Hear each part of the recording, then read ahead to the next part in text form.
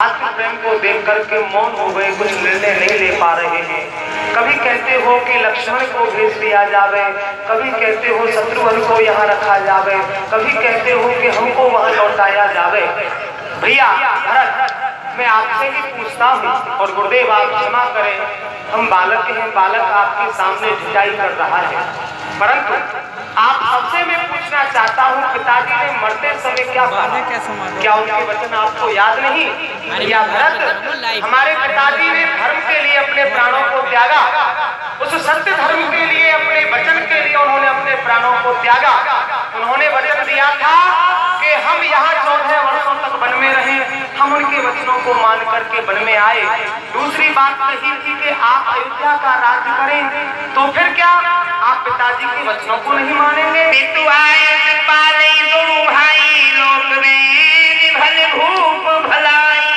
प्रभु ठीक है, आपकी आज्ञा श्रोधार है, लेकिन आप मुझे कुछ प्रदान करिए जिनको देखकर मैं 14 वर्ष अपना जीवन यापन कर सकता। हाँ, ये बात आपने उत्तम कही है। आपकी स्थिति जो है वो मैं देख रहा हूँ, क्योंकि पिताजी सुरपुर में हैं, हम यहाँ हैं। आप हमारे बिना तो एक पद नहीं चलते हैं, फिर इतना बड़ा राज्य कैसे चला सकते हैं?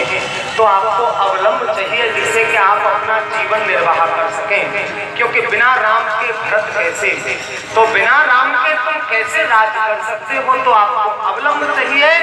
तो एक ही अवलंब है भैया, हमारा ध्यान, हमारे रूप का ध्यान, हमारे नाम का अवलंब। एक तो ये है, दूसरा हम कुछ अयोध्या से लाए तो है नहीं, बस पल पल ये हमारे वास्ते हैं, इन्हें तो हम तुम्हें दे नहीं सकते हैं। दूसरा ये आयुध अपने साथ में लाए हैं, आयुध की भी हमें आवश्यकता होगी, तो बस एक ही अवलंब हमारे पास में है जो तुम्हें दे सकते हैं, वो है हमारी पादुका, ये चरणों की खड़ाम, यही शेष है जिन्हें हम तुम्हें दे सकते हैं। इसलिए लो भैया, इन चरण पादुकाओं को देखते हुए धर्म का निर्वाह करना और धर्म को धारण करते हुए राज्य का पालन करना। लो भैया भरत, हम तुम्हें अवलंब रूप में अपने भरत भैया मेरी ले जा कलाम, भरत भैया मेरी ले जा,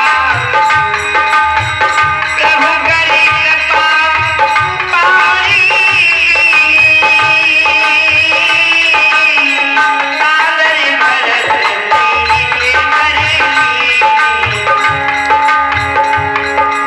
राम भक्त ने चलाए राम की कहानी, सर पे खड़ाओ, हड्डियों में पानी, राम भक्त ने चलाए राम की कहानी, राम भक्त ने चलाए राम की कहानी।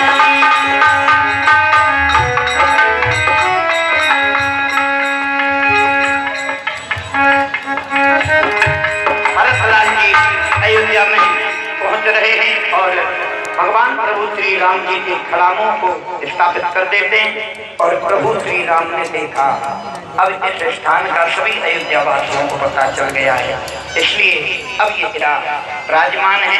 या लक्ष्मण, आगे के लिए प्रस्थान किया जाए, क्योंकि यहाँ भीड़ बहुत होने लगी है, हमारे साधन में व्यवधान होने लगा है, और फिर यहाँ वन में और भी बहुत से संत हैं।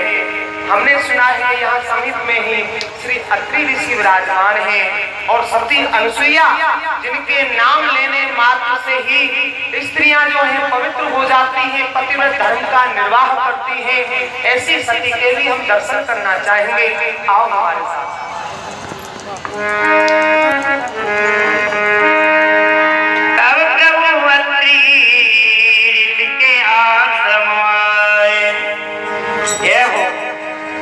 गुरु जी की जय हो, बोले अत्रि जी महाराज की जय हो, जय हो, जय हो। बहुत प्रसन्न हुए महाराज, जय हो, जय हो। आज मेरे अहो धन्यवाद जो मेरे आश्रम पर प्रभु श्री राम आप पधारे हो, भगवान की बड़ी कृपा, और मैं भी आपका प्रणाम और इधर माता जानकी हम देख चुके हमने कनकैया के यहाँ जा रहे हैं। जानकी हमने ऐसी चीजें और आप भीतर कुटिया में माता विराजमान है, आप जाओ और वहाँ जाकर के उनसे पतिव्रता जो स्त्रियां हैं उनके क्या क्या धर्म होते हैं जाकर के उनसे ये शिक्षा ग्रहण करो। ऐसी चीजें तुम देखी ना होगी तो देखो यार जय बड़ी पूजा की बनी गए सीता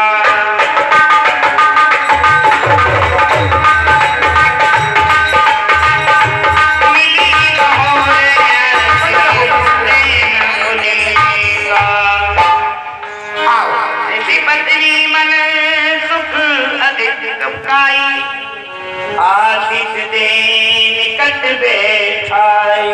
आओ दीप्ति बसन भूषण पहराए ये नित नूतन अमल सुहाए। बेटे मैं कुछ वस्त्र लाके तुम्हें देती हूँ, आज से इन वस्त्रों को धारण करना। जैसे महामुनि विश्वामित्र ने प्रभु श्री राम को जो विद्या दी ना, कभी तुमको थकान ना हो, कभी तुम्हारा बुढ़ापा ना हो, कभी तुम्हारे वस्त्र गंदे ना हो, कभी तुम्हें भूख प्यास ठंडी गर्मी ना लगे, वही आज ये माता अनसुईया है दवा माता जी ने वस्त्र दिए हैं। मात पिता भ्राता हितकारी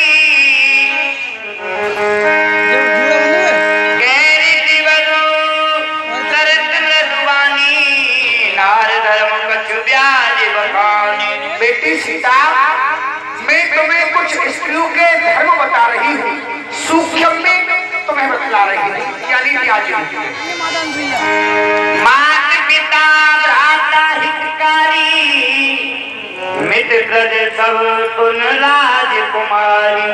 प्रत्येक स्त्री के माता पिता भ्राता हितकारी तो होते हैं कि ज्यादा समय तक नहीं, अल्प समय तक होते हैं। अमित दान भरता वैदेही अधम सुनारी जो